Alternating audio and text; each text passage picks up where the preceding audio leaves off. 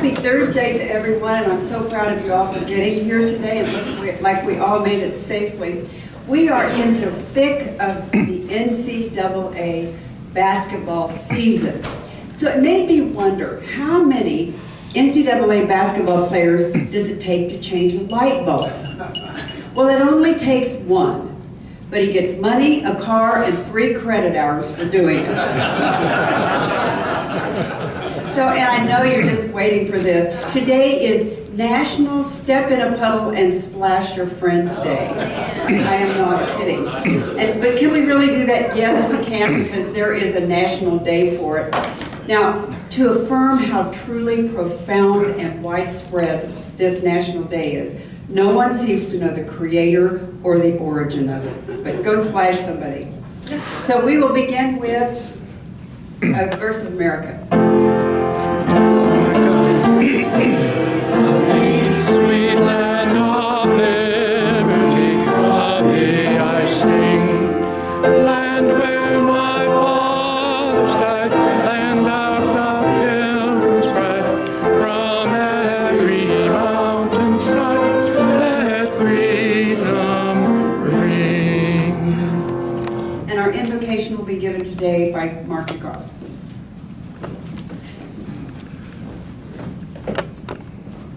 Let's pray. Dear Lord, thank you for sunrises and new days. Thank you for snow and days off of school. Lord, thank you for leaders with vision and integrity. Thank you for bringing Zach Ahrens to our community. Bless him and bless his family as they go forward. Bless this group of people who serve you and believe in service above self. In your name, amen. Thank you, Mark. And Scott Griffith, do guest introductions today.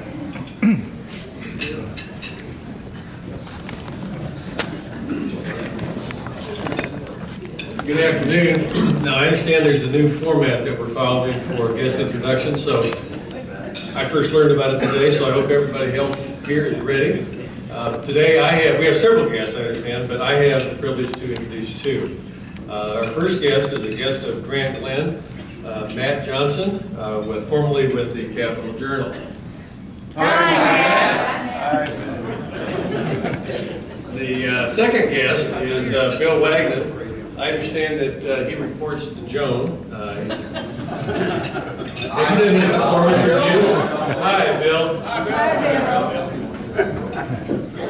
Welcome to our guest.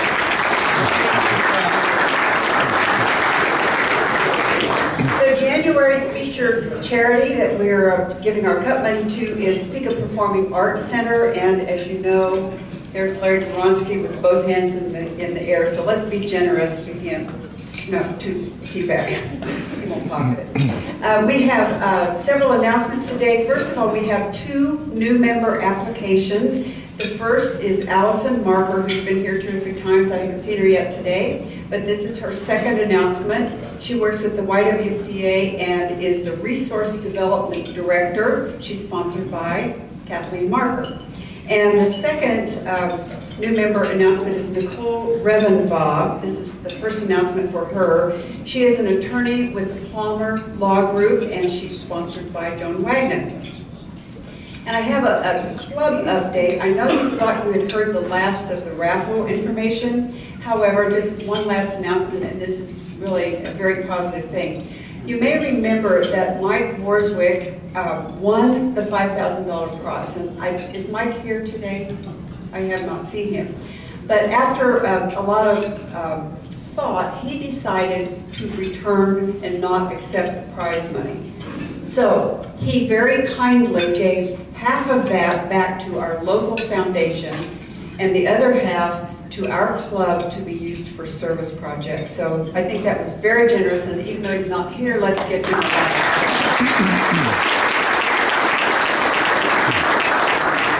I also want you to know that there's going to be a Rotary Leadership Institution beginning February 10th, and some of you have been to that.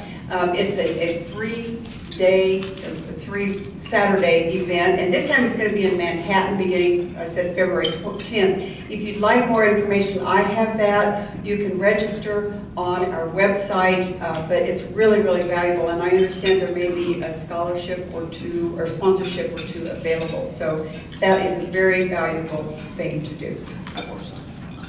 Now, you may have been watching the slideshow that we had up here earlier, and you saw a whole bunch of pictures of Zach Ahrens. And I want to, first of all, welcome Zach and welcome a number of guests special guests that we have invited today. And I hope I have everybody on here, but we saved this introduction for at this point. We have several people from the Capital Journal Editorial Advisory Board, and if you'd stand when I read your name: Ronnie Padilla, John Stauffer, my next door neighbor, among other things, and Christy Green. She's here as well. So we have also Doug Anstad, who is the Executive Director of the Kansas Press Association, and Becky Holmquist, I believe is, there she is, who represents United Way. So welcome all of these guests for our special recognition.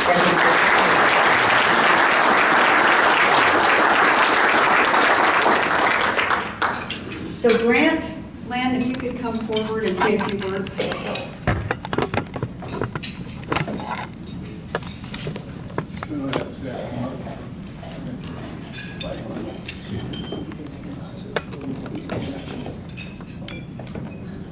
Hey, Zach, where are you?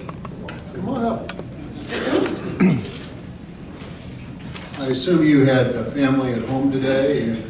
We did. It's actually kind of funny. My wife is going to be here, and apparently when you leave a job, you don't have insurance. And so we're getting, at the end, so we're getting all these doctor things done. So next time you see me, I'll have a new nose and a little bit of Botox as well. But, my daughter had a oral surgery, so I'm flying solo. Okay, well, I hope everything's fine. Yeah, he's good. Little laughing gas, though. Okay, I'm going to make you stand up here for a few accolades, and I want people to focus on you instead of me, so bear with me. We're saying goodbye to Zach Ahrens today. Before we give him our good wishes for his future endeavors, it is important to say thank you for all of Zach's good works on behalf of Rotary and our community. His impact on Topeka as a publisher of the Capital Journal has been enormous. The newspaper has enjoyed an only too brief renaissance during his tenure. During his leadership, it had become relevant, focusing on transparency of our government and speaking in favor of the importance of the protection of our freedoms. Under Zach's leadership, it actively focused coverage on local community institutions, organizations, and people who make a difference. We usually have been able to read a story that makes us feel good about our community each day. When people read about the work of community organizations that are being done, when they read about it in the newspaper, it makes the staff, volunteers, and contributors feel important about the mission of the organization. The boost that these stories give to these organizations is immeasurable. That community focus comes from the top. The man at the top opened his door to the community, democratized the editorial board, and encouraged his editors to join the community organizations. As you know, Zach has become a member of a number of those community organizations, those nonprofit boards, that make a difference in the lives of the vulnerable and the less fortunate. Before Zach came to town and we learned we were going to get a new publisher, some of us made it our goal to make the new publisher a Rotarian. We were delighted to learn that Zach was already a Rotarian, and he was very interested in being a member of our club and later a member of our board of directors. In that capacity, we asked him to chair the brand new committee that would focus on peace and engage members from other Topeka clubs.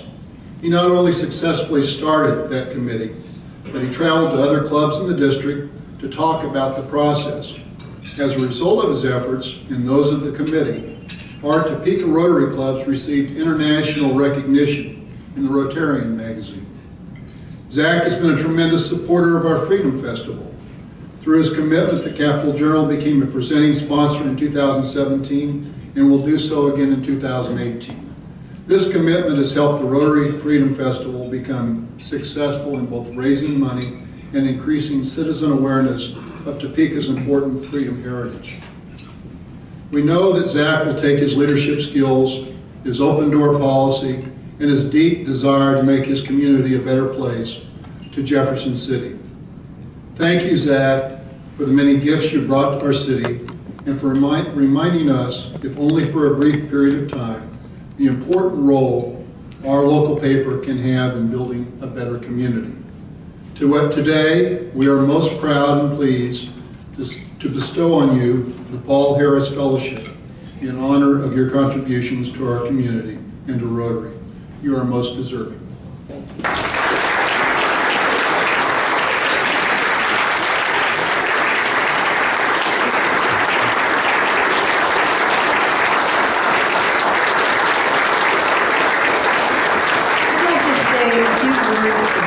The Paul Harris Fellow, and just so you will all know what an incredible honor this is. The Paul Harris Fellow recognition is named for Paul Harris, and many of you know this information, but I think it's good to hear it again.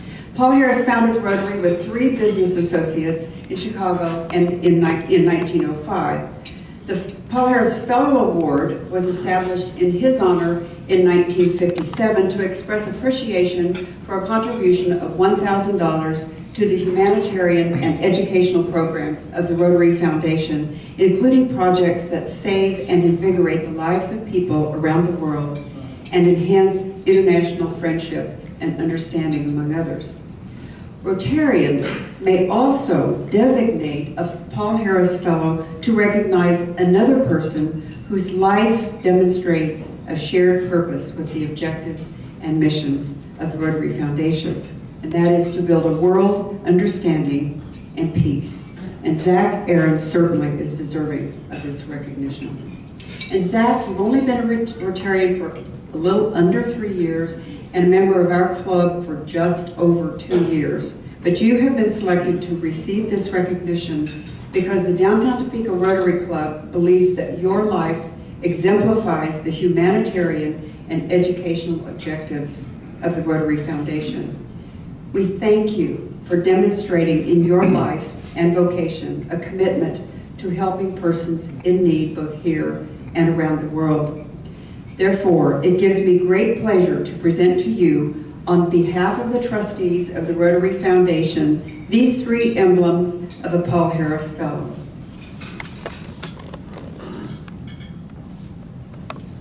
First, this certificate,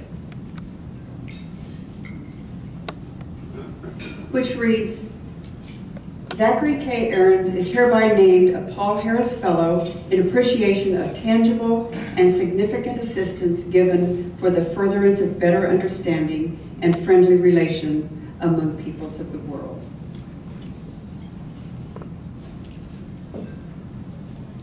And we also have a Paul Harris Fellow pin and medallion. And we hope that you will wear these regularly to any event, Rotary events that you attend.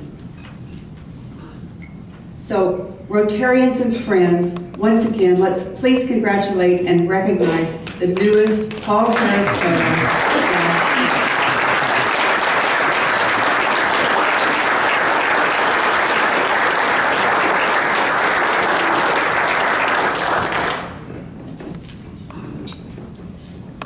Well, I want to just thank you all so much for this. I didn't know the full extent of what we would have today, and I'm humbled by it.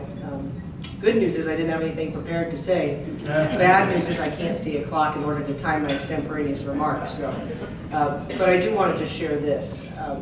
Thinking, first of all, Topeka Capital Journal, I inherited an amazing team. And in a lot of ways, my job was just to kind of get out of the way, which the community was a good place for me to get out of the way. And when we came to Topeka, we were quickly welcomed as a family. And what I loved was the accessibility to many of you who I look up to and will continue to look up to and who I've learned from. And I'm blessed for that.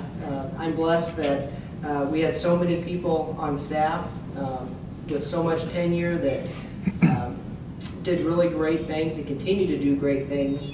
And I get credit for it. I also get credit for the things that people don't realize their greatness. And I get credit for that too, I guess. but our mission remains the same. You know, you can have a great light, a great community, and if you hide it, sometimes people don't understand why you experience and why you feel the way you do about our greatness.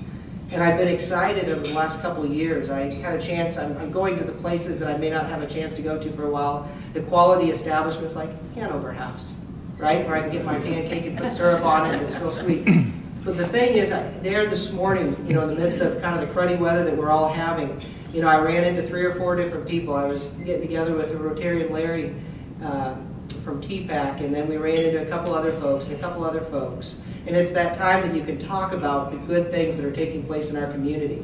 And then we also realized, as people who had been here for a long time, that many of us in that group that were there had only been here for a short time, a couple, 2 or 3 years, and just what we've experienced during that short time. And so our job, I think, at the Capital Journal remains the same. You know, we are there to safeguard the things that we hold are important, and we will continue to do that. I believe that because we have people that are still there that are safeguarding that are passionate about what we do. But our responsibility is also to share that good story and to personify our institution of the Capital Journal. And I think that's been what I've been most proud of, is being able to share that story and that interaction with all of you. And I've been humbled by the fact that you've welcomed us to do that. Heidi and I are truly grieving having to leave. There's that, the grief process, you know, as it goes through. We're probably a little bit in the denial stage of it as well, where we're talking about things down the road, and who knows what the future may hold, but for now we feel that this is where God is leaving us. And it's one of those interesting spots where there's only one guy that does what you do in the market, and that is, of course, as I've said before, drink coffee, go to meetings, and talk to people, and I do that. And so that's a challenge. I do want to encourage you to do this. Continue to support local journalism. Continue to support, please, the people that are at the Capital Journal that are fighting every day to do the things that they believe in. They're not doing it for the money. They are probably, Tim, doing it for the free parking spot that you get at the Capital Journal. But they're doing it because they care. And you are all like-minded people in that sense. I am so proud. And as I told my staff, this Rotary Club will be the same thing when I go to Jefferson City. I will use Topeka as, this is what we did in Topeka. This is the way we did it here. And because we did it here and it was so good, it must be right. So thank you so much for giving me such an amazing experience. And I appreciate you all, and thank you for the Paul Harris. I'm humbled.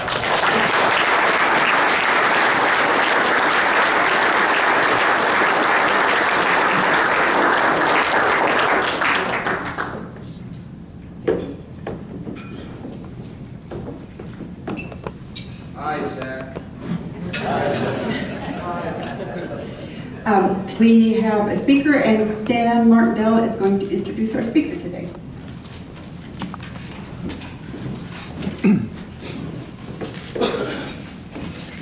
Our speaker today is one of our own members. In fact, Stu Entz has been a member of this club for over 40 years. He is a member of the Entz law firm, and Stu is active in a number of organizations. Air Force Association, the Military Order of World Wars, the U.S. World War I Centennial Commission, and the local Combat Air Museum. Stu is also a member of the Company of Military Historians, Council on America's Military Past, and the Military History Society. And the topic of Stu's presentation today is 2018, the United States Centennial of World War I.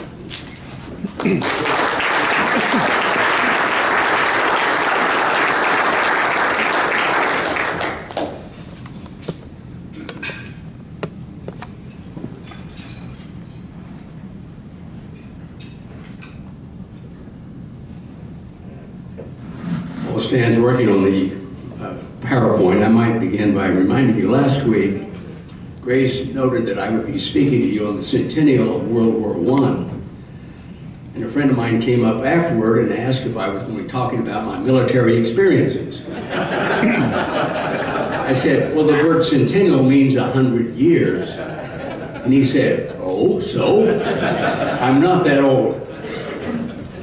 This will be a history lesson. I checked the equipment, make sure we're ready to go.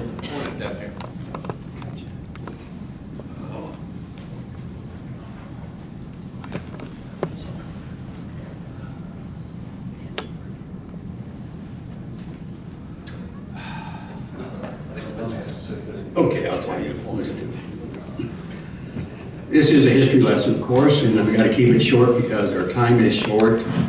I would like to begin, as we do most history classes, with a test of historic dates. First question, does anyone know when the World War I ended? 11/11. Everybody knows it. 11th hour, 11th day, the 11th month, 18, excuse me. Obviously, in 2018 is the centennial of World War I. Does anyone know the date that the war began?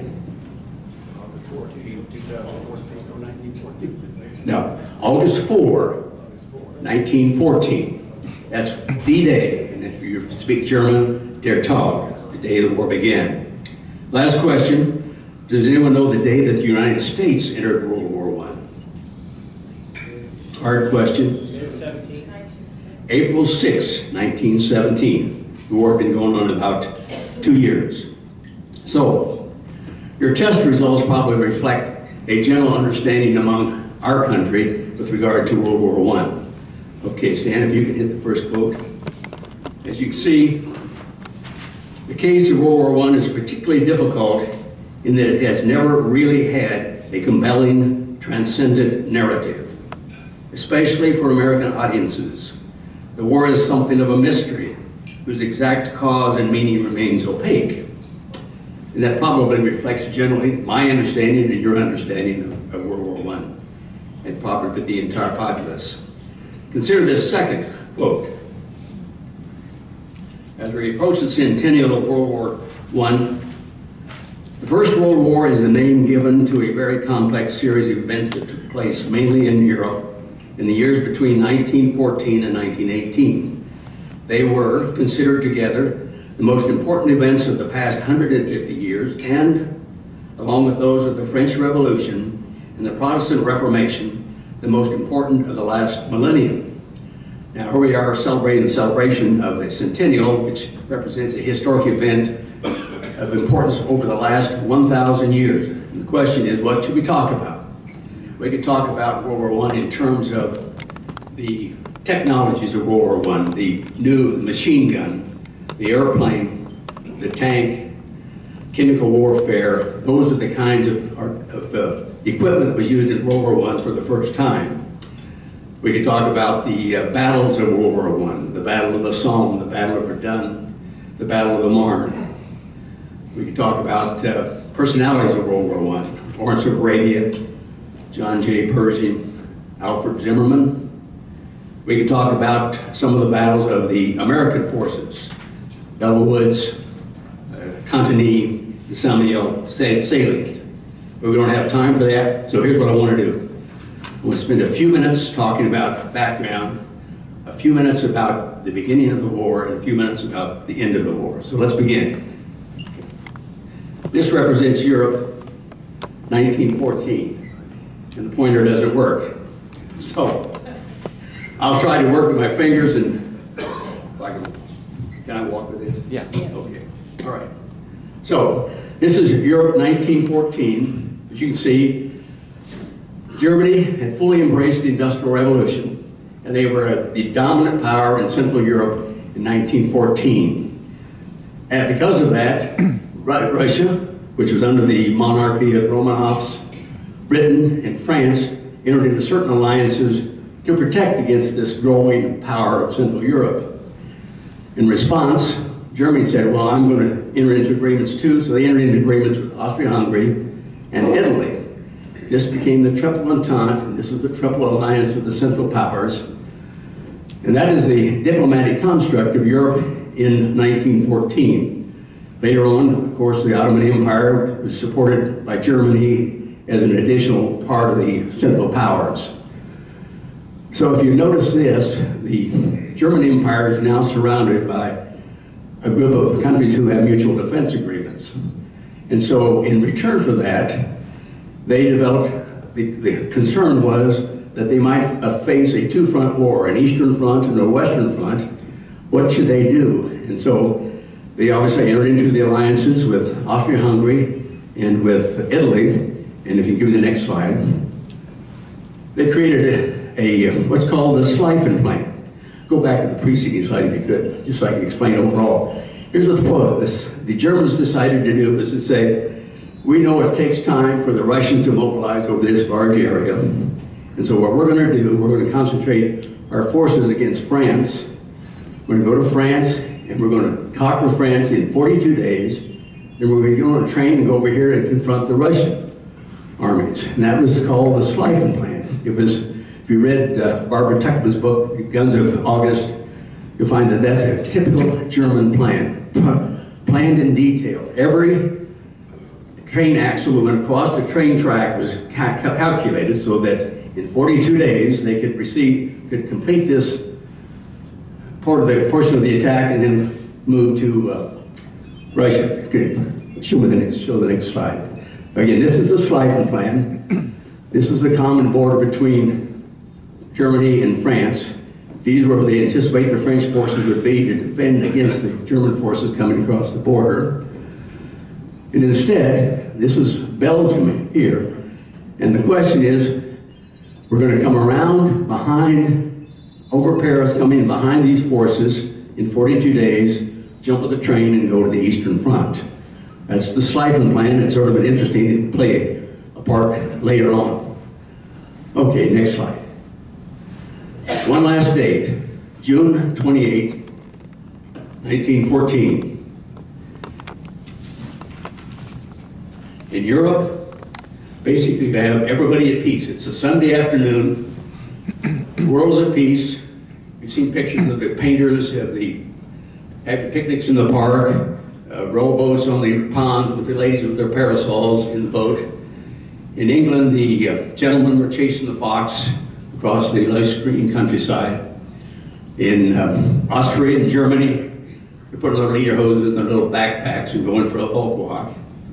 In Paris, of course, you have the latest in the artists, poets, the social commentators having their coffee in the coffee shops. All was well in Europe. In fact, Europe was the commercial center of the world. They had colonies around the world, and they had basically the center of art and literature in Paris. So, one other day, on September 28th, you can go then to the next slide, one more. That's Paris, excuse me, that's Paris in September 28th. Everything is cool in Paris, Paris. Go to the next one, okay. Go back one. There.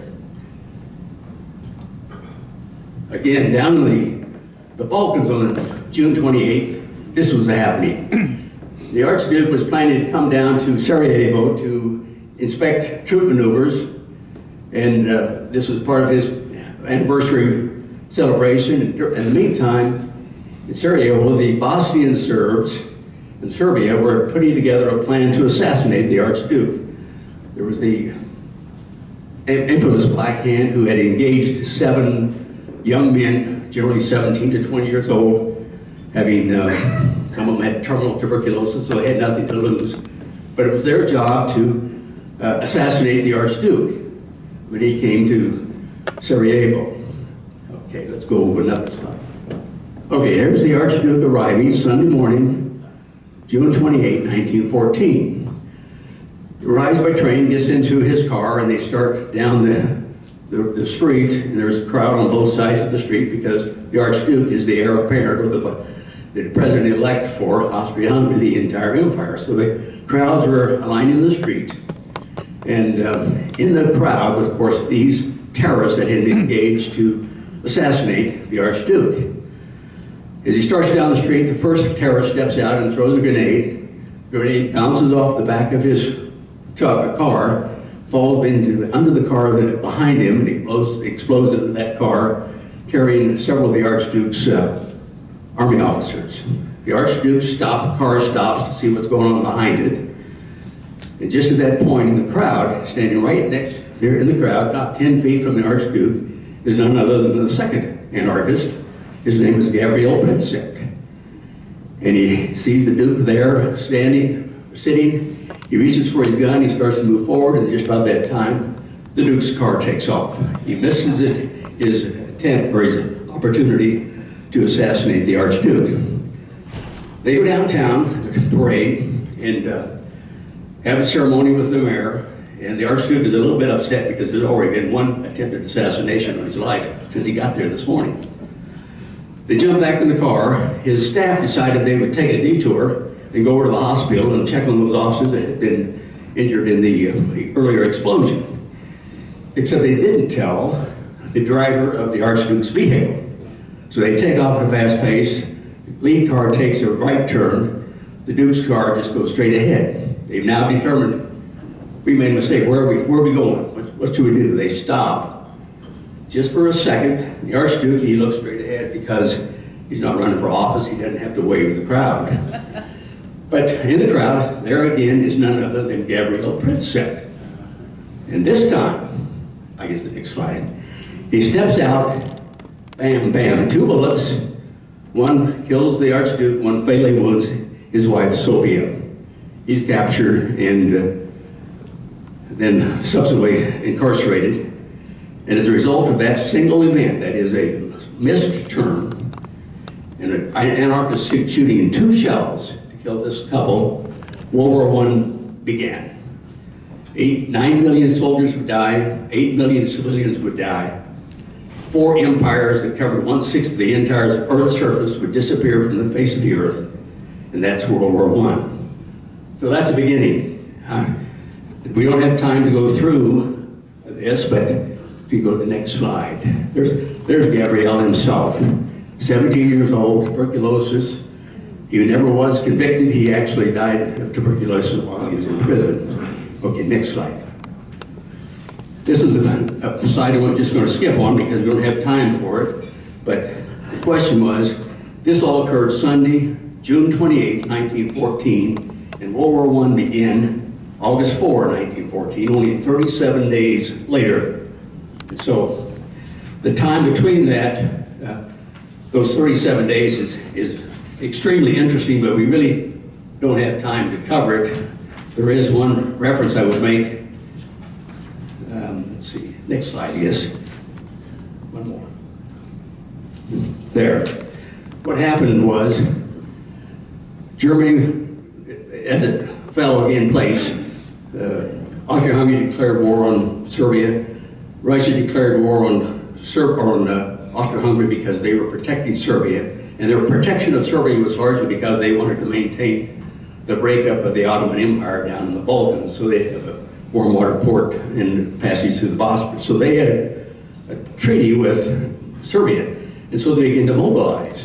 And then the Kaiser got back from his cruise on the Baltic, and they said, well, guess what? Russia is mobilizing against us. And the Kaiser said, well, okay, let's mobilize. And they do mobilize. They declare war August 1. This is August 1, 4 days before August the 4th, when the World War began. And the Kaiser says, okay, let's go east to get towards Russia. The German general said, it doesn't work east. Remember the Schleifen plan, it only works west. You've got to go through Belgium, conquer France, and then you can go to Russia. And so what happened basically, go ahead, the next, now that's right there, that's the slide I'm looking for. The generals basically said, you can't go east, you've got to go west. And that's what happened. The Germans invaded Belgium and began the implementation of their Schleifen plan going west.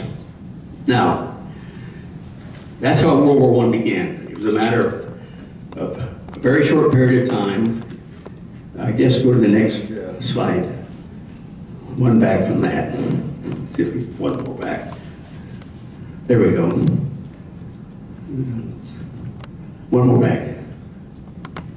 Okay, back further.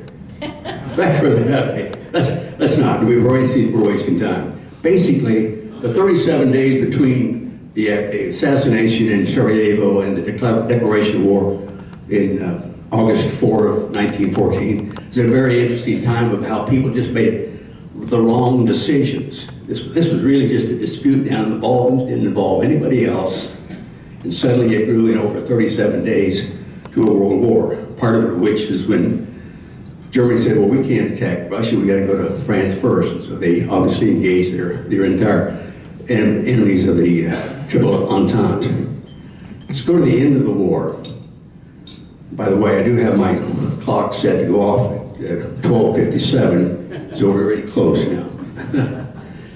The end of the war ended in, obviously, November of 1918. You remember there were 6 months between 1918 and June of 1919 in which the Treaty of Versailles was negotiated and signed. Interestingly, the Treaty of Versailles was signed not other than June 28, 1919, 5 years to the day after Gabriel Princeps had assassinated the Archduke. As far as the Treaty of Versailles, it's a treaty that really changed a lot of things for the next 100 years. If you could then go on down to the, right there, that's fine. This basically shows how the Treaty of Versailles basically created Poland again, created the provinces of Lithuania, Estonia, and Latvia. It then took the northern portion of Austria-Hungary and Moravia and Slovenia and created Czechoslovakia. In the Balkans, they then created Yugoslavia. And it's interesting, the Bolsheviks, of course, who assumed control over Russia. During the war, sorry, the alarm's going off already.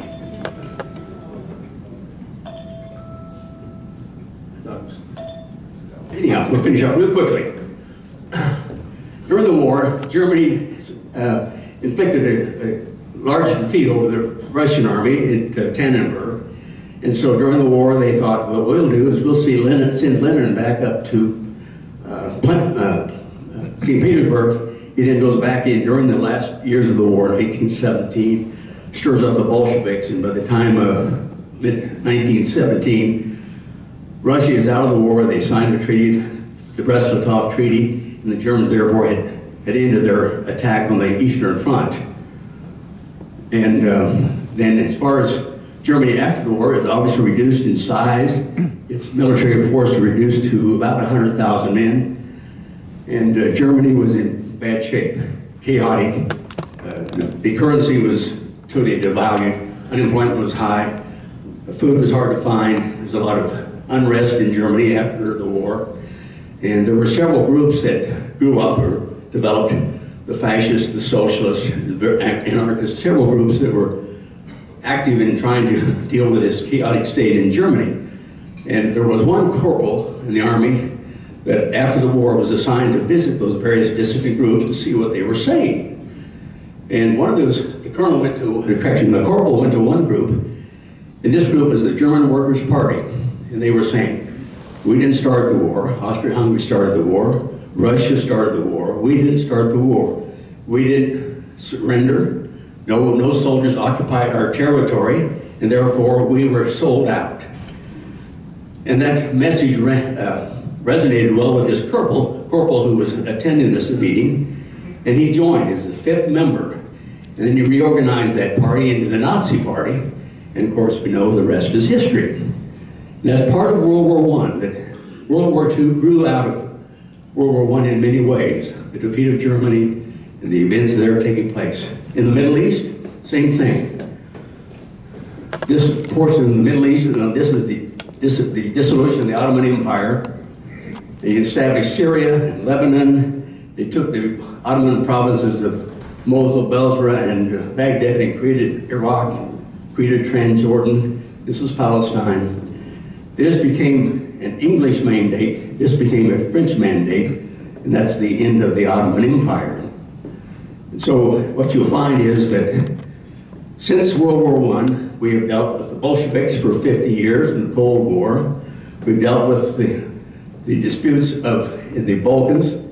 We still have disputes going on in Iraq, in the Middle East, all because of the Treaty of Versailles. And I believe there's a quote that says all the problems in the Middle East come from the Treaty of 1919, which is the Treaty of Versailles. And so here's our here's what I'd like to close with. It's simply this. We would do well to remember just how unprecedented World War I was. And although centennials frequently inspire reflection and a quest for meaning, World War I was simply too large and too complex to provide a single set of answers. In this case, it may still be too soon to tell. Thank you.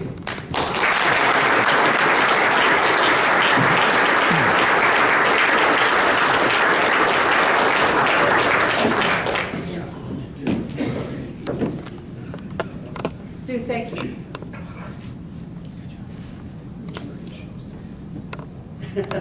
Did you turn this off? No.